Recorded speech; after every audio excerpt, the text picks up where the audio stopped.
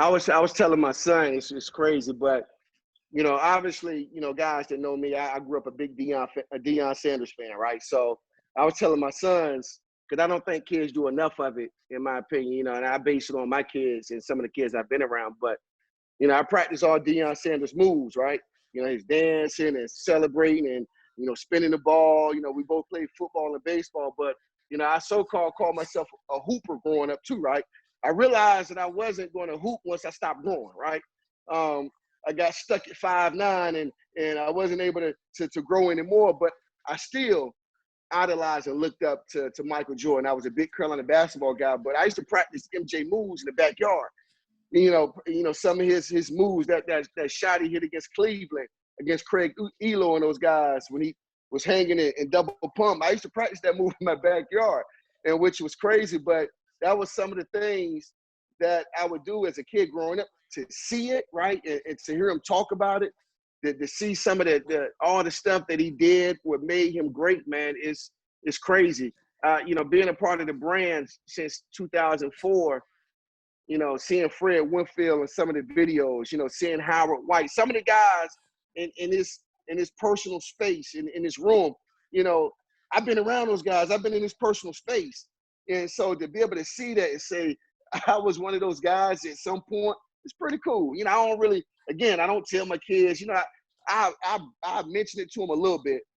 My wife was there and around, but it's pretty cool. I don't really like to bring it up much, but to be in his personal space, like I've been to the Derby with him, he bring his players with him to the Derby and hang out. I've been around some of the craziest people, but it's pretty cool. And M, just for the record, he talks trash now, because me, I feel like football players are the best athletes, right? I have debates with Rashid and some of the other guys that I know that play basketball. But M, he'll run the football player through mud now. He make us seem like, we the stupidest dudes because we run around hitting each other, right?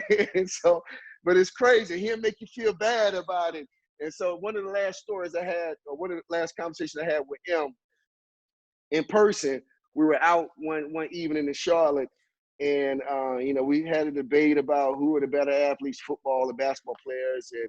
And then he said, John, let me ask you a question. He said, how old were you when you retired? I said, about 32, 33. And then he asked, he was like, how old are you right now? I said, about 35, 36. It was something like that. He said, I want an MVP at 35. So he shut me up real fast, and said, homeboy, when you was retired and 3-4 years out of the game, I was winning championships and MVPs. And so, it's pretty cool to see all of that stuff, man. Like, he really has played a tremendous role in my life and where I am today. My kids.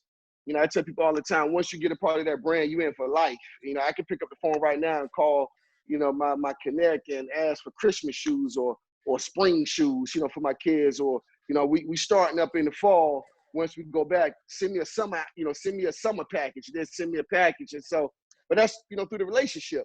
That's, through the benefits of being a Tar Heel. And I'm forever grateful for that.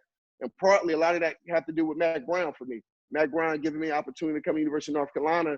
None of that would be so if it wasn't for Coach Brown.